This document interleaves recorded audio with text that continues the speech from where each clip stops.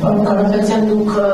քնամ մոտավորապես ներկրեմ դրական դինամիկի Թուրքիայի հետ շրջանառությունը, արդյոք դրան կարևորում նաև Ադրբեջանից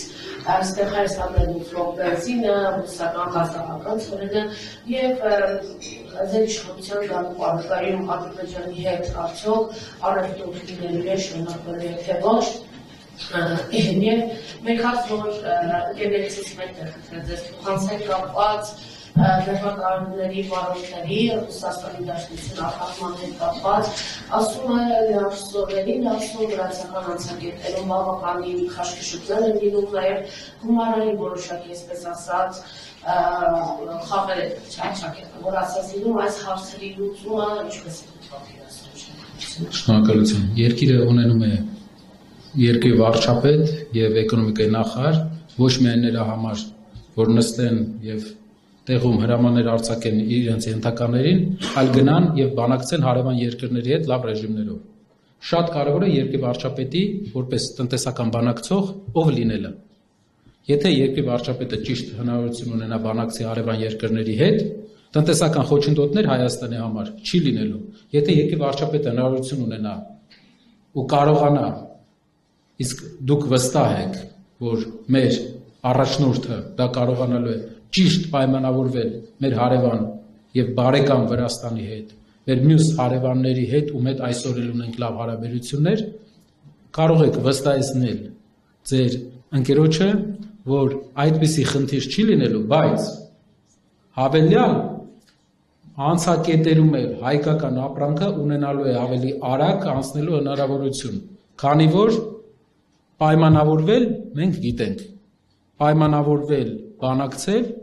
ինձ թվում է բոլորը կարող են վստահ լինել, որ այդ ձևաչափով, տնտեսական բանակցությունների ձևաչափով Սամվել Կարապետյանից լավ բանակցող եւ պայմանավորվող հնարավոր է Հայաստանում այս պահին չլինի։ Ադրբեջանի հետ կապված։ Ադրբեջանի հետ կապված առևտուրը մի քիչ մտավախություն կա, որը ես արտահայտել եմ։ Նավթի գնումը, բենզինի գնումը պետք է լինի մաս ավելի լայն, ավելի շրջանակային պայմանավորվածության հայ-ադրբեջանական տնտեսական եւ մյուս հարաբերությունների կարգավորման։ Մենք մեր հարաբերությունները ոչ միայն տնտեսական է, մենք ունենք առաջնային գերիների հարց, առաջնային մեր հայրենիքի այն մարդկանց, ովքեր ցանկանում են վերադառնալ իրենց հայրենիք, իրենց անվտանգության մասը, հասկանում եք ում մասին է խոսքը։ Կան հարցեր Ադրբեջանի հետ։ Նավթը, գազը հնարավոր է իրար հետ աշխատել միայն այն պարագայում, եթե հայկական ապրանքներ գնալու է Ադրբեջան։ Իրենք կառնեն մեր ապրանքը նույն քանակությամբ։ Եթե կառնեն, ուրախությամբ կարելի է այո, ինչը։ Ուրեմն անդրադառնամ այդ ցանկին։ Ցանկի մեջ նշվում էր գյուղմթերք։ Հարգելի հայրենակիցներ, Ադրբեջանը տարածաշրջանի ամենաէժան գյուղմթերք արտադրող երկրներից է։ Գազը շատ համարյա անվճար է այդ երկրում, երկու անգամ էժան է։ Երկրորդը Ադրբեջանային իմիշելով ֆոլգա, ալյումինի ֆոլգա են առաջարկում, կա իմիշելով Սումգայիթի գործարան ալյումինի, որը զբաղվում է ալյումինի ֆոլգայի, այս պահին ալյումինի ֆոլգայի արտադրության պլանավորմամբ, իմիշելով հայտարարել են իրենք։ Ադրբեջանը ալյումին արտադրող մեծ երկիր է, իսկ մեր արտադրողականությունը Արմենալի այսօրվանից կարա աճի մոտապես մաքսիմում 5-10 միլիոն դոլարի, մաքսիմում։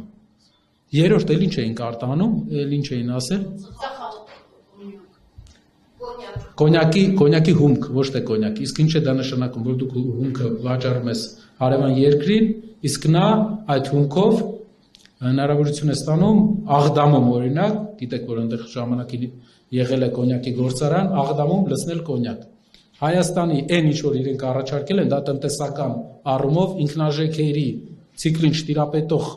մարդը միայն կարող է հավատալ, որ Ադրբեջանը մեզանից առնելու է գյուղմթերք, ասենք լոլիկը առնելու Ադրբեջանը Հայաստանից, ամբողջ տարածաշրջանը Ադրբեջանն է մատակարարում, կամ ընտանիք կենդանիներ կան,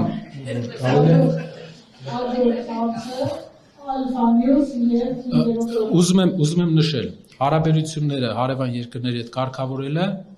արմատական նշանակություն ունի մեզ համար։ բայց այդ հարաբերությունների շրջանակները միակողմանիությունը մեզ դուրս չի գալիս։ Մեզ դուրս չի գալիս, որ մենք առնում ենք միշտ, մենք տալիս ենք միշտ եւ չկա մյուս կողմը։ Դա է հարցը։